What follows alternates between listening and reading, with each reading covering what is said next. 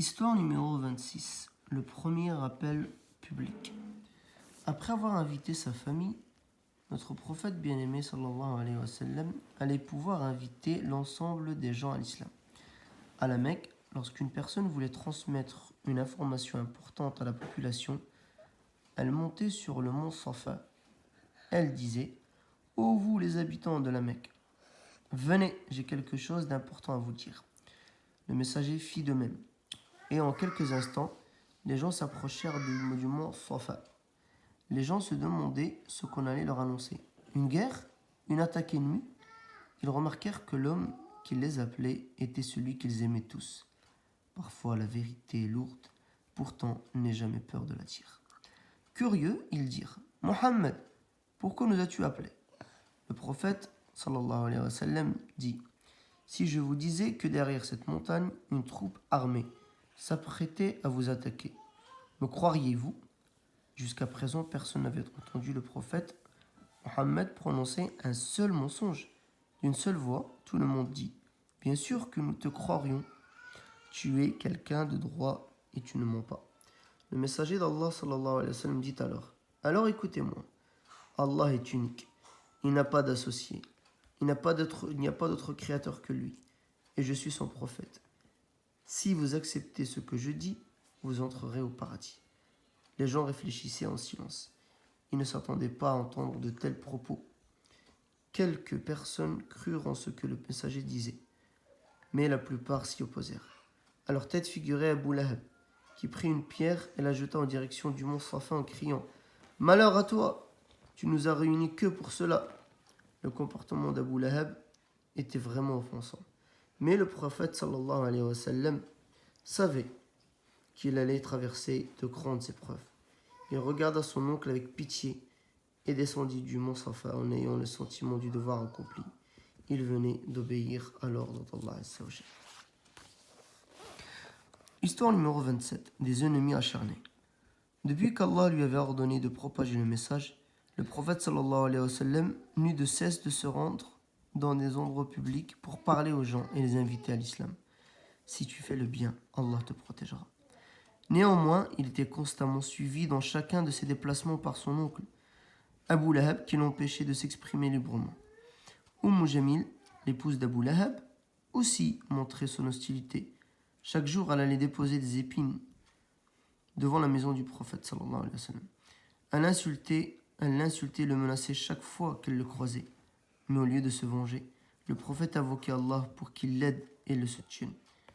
Il y avait aussi Abu Jahl, le père de l'ignorance. C'était un des grands notables de la Mecque, mais au fond de lui, c'était une mauvaise personne au comportement vulgaire. Il tenait à sa religion d'idole au point où il développa une haine sans égale à l'égard du prophète sallallahu alayhi wa sallam. Un jour, il prit une grosse pierre, tout en disant « Si je trouve Mohammed, sallallahu alayhi wa sallam, je vais lui jeter cette pierre à la figure. » Il aperçut le messager en train de prier devant la Kaaba et s'approchait de lui. Au moment où le prophète était en pleine prosternation, Abu Jahl se plaça au-dessus de sa tête pour y lâcher la pierre, mais ses mains s'immobilisèrent. Abu Jahl ne pouvait plus bouger. Allah avait protégé son prophète. L'envoyé d'Allah sallallahu alayhi wa sallam termina paisiblement sa prière, ne dit rien et s'en alla. Ce n'est que lorsqu'il partit qu'Abu Jahl fut libéré de sa paralysie. Il était tétanisé par ce qu'il venait de subir, mais son cœur était tellement dur, sa haine envers notre prophète était tellement grande qu'il refusait toujours l'islam. Histoire numéro 28. Si on me donnait le soleil et la lune. Le seul désir du messager d'Allah sallallahu alayhi wa sallam était que les gens trouvent le droit chemin. Pour cela, il multipliait les efforts pour faire connaître l'islam. Il ne prêtait pas attention à ses opposants. Quant à ceux qui adoraient les idoles, il n'arrêtait pas de se moquer de lui, de proférer des menaces et de manigancer contre lui. Un jour, ils se rendirent auprès d'Abu Talib pour se plaindre. « Oh Abu Talib, dirent-ils, ton neveu renie nos idoles.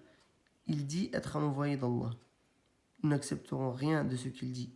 Soit tu le convaincs de renoncer à son but, soit nous le combattrons jusqu'à la mort. Sois doux envers les gens, car Allah veut que l'on propage sa vérité avec douceur. » Abu Talib aimait énormément son neveu. Il craignait pour sa vie. Alors il l'appela et lui dit, Mohammed, les notables de la Mecque sont venus me voir à ton sujet. Je t'en supplie, aie pitié de toi-même et de moi. Renonce à tout ce que tu dis. Le messager d'Allah sallallahu alayhi wa sallam était très malheureux d'entendre ces propos de la part de son oncle qui avait toujours été à ses côtés pour le soutenir. Et maintenant, il lui demandait de renoncer à l'islam. Comment pouvait-il renoncer à cet immense bienfait d'Allah? Cela était impossible. Le messager d'Allah savait que seul Allah le protégerait. Il lui répondit alors, mon oncle, sache que s'il me donnait le soleil dans ma main droite et la lune dans ma main gauche, je ne renoncerai jamais. Je suis prêt à donner ma vie pour cette religion. Le messager d'Allah sallallahu alayhi wa sallam versa des larmes de tristesse. En voyant cela, Abu Talib dit alors, mon neveu, continue ta mission, fais ce qu'il te plaît. Par Allah, je ne te livrerai jamais à eux. Depuis ce jour, il fut toujours à ses côtés pour le soutenir.